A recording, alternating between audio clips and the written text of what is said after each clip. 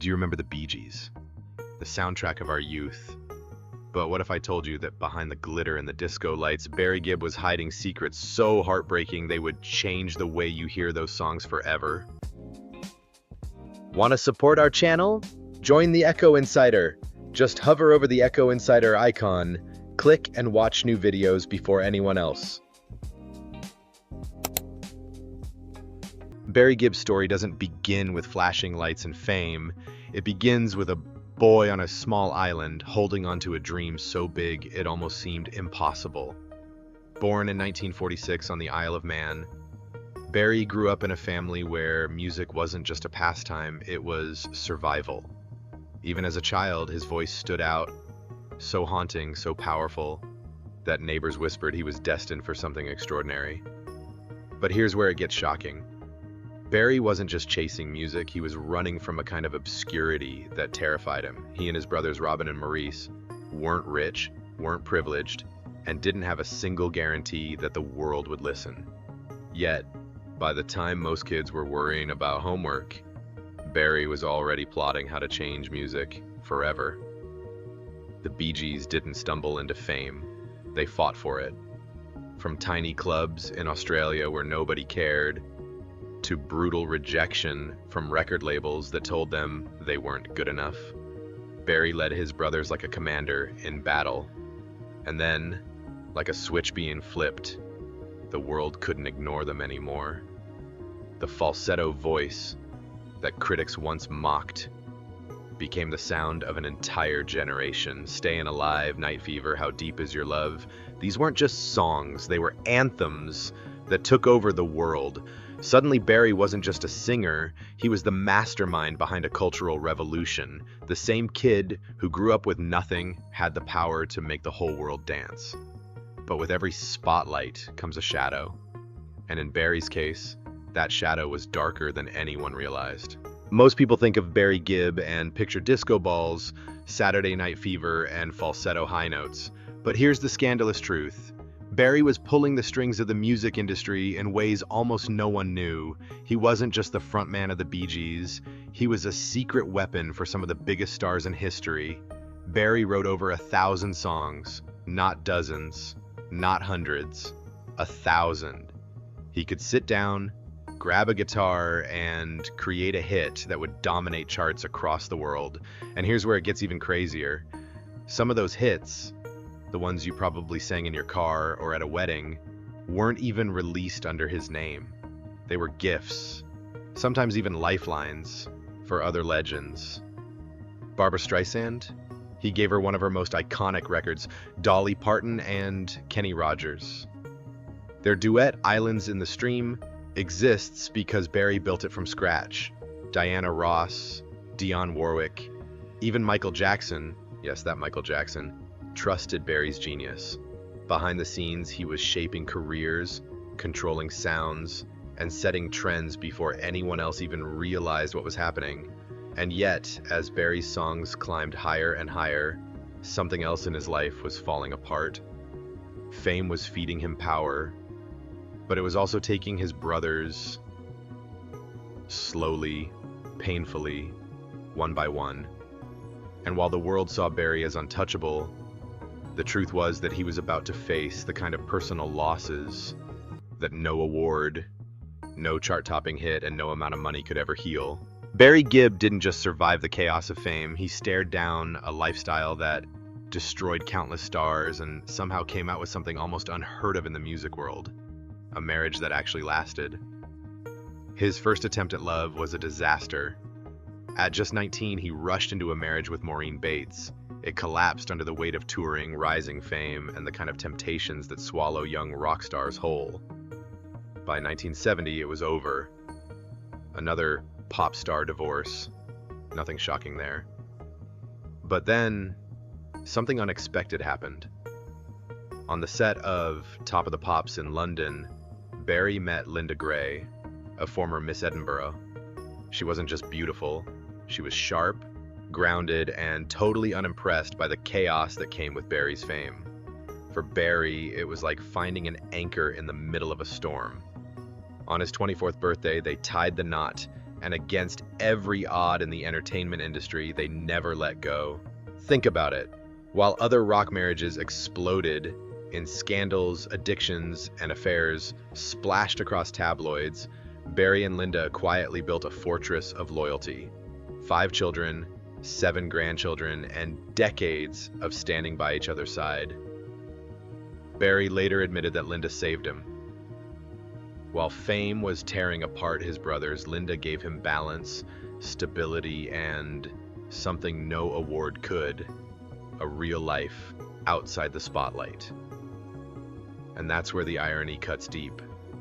Barry had the one thing Andy, Robin, and Maurice never found, a foundation strong enough to survive fame's poison. Now here's where Barry's story takes a turn most fans never saw coming, because it involves the king of pop himself. Michael Jackson wasn't just an acquaintance. He practically lived with Barry and his family in Miami.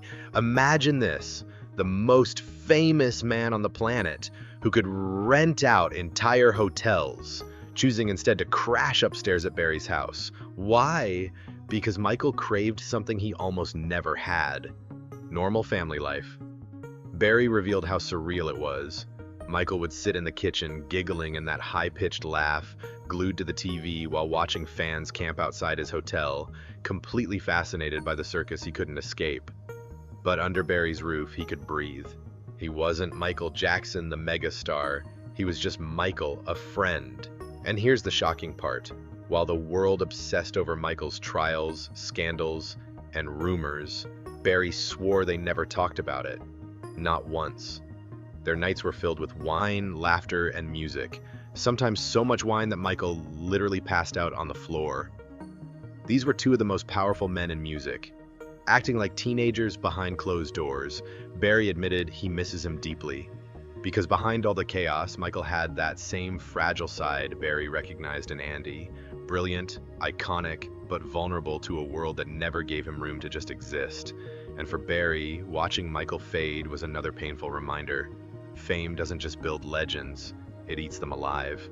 When Barry Gibb bought Johnny Cash's legendary Tennessee home in 2006, it wasn't just real estate, it was history. This was the house where Johnny and June Carter Cash had lived, loved, and created music that defined generations.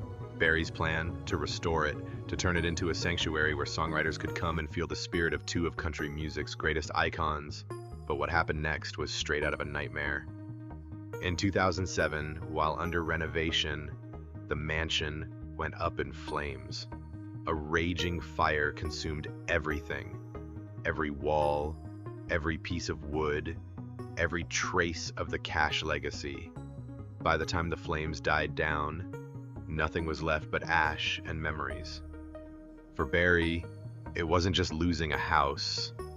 It felt like losing a piece of music history, a sacred ground that connected legends across genres. Imagine standing there, watching the home of Johnny and June disappear into smoke, knowing you'll never get it back. Most people would have called it quits right there. But Barry rebuilt on the land, refusing to let fire erase the spirit of that place. Still, in 2014, he sold the property, closing a chapter that carried both dreams and disappointment. It was another haunting reminder that no matter how much success you've built, life has a way of ripping away things you thought were permanent. And for Barry, that truth was about to cut even deeper, because the greatest loss in his life wasn't a house, it was a brother. When Barry Gibb bought Johnny Cash's legendary Tennessee home in 2006, it wasn't just real estate, it was history. This was the house where Johnny and June Carter Cash had lived, loved, and created music that defined generations. Barry's plan? To restore it, to turn it into a sanctuary where songwriters could come and feel the spirit of 2 of country music's greatest icons. But what happened next was straight out of a nightmare. In 2007, while under renovation, the mansion went up in flames. A raging fire consumed everything. Every wall, every piece of wood, every trace of the Cash legacy. By the time the flames died down, nothing was left but ash and memories. For Barry, it wasn't just losing a house. It felt like losing a piece of music history, a sacred ground that connected legends across genres. Imagine standing there, watching the home of Johnny and June disappear into smoke, knowing you'll never get it back. Most people would have called it quits right there. But Barry rebuilt on the land, refusing to let fire erase the spirit of that place. Still, in 2014, he sold the property, closing a chapter that carried both dreams and disappointment. It was another haunting reminder that no matter how much success you've built, life has a way of ripping away things you thought were permanent. And for Barry, that truth was about to cut even deeper, because the greatest loss in his life wasn't a house, it was a brother. In the end, Barry's words weren't just about tragedy, they were about enduring brotherhood. He said Andy remains alive in memory, in music, and in the very fabric of the Gibb family's story. "We were brothers first, musicians second," Barry shared. "Losing Andy was like losing a piece of myself." That never goes away. At 78, Barry Gibb's truth isn't just a revelation about Andy. It's a testament to love that outlives fame, to grief that never fades, and to the fragile humanity behind even the brightest stars. And maybe that's the real legacy of the Bee Gees. Not just music that defined a generation, but a reminder that behind every hit song was a family, bound together by love, broken by loss, and remembered forever. If you enjoyed this story, go ahead and subscribe to the channel. It really makes us smile. And if you're hungry for more fascinating tales, check out the 2 videos right below. You might just discover your next favorite story.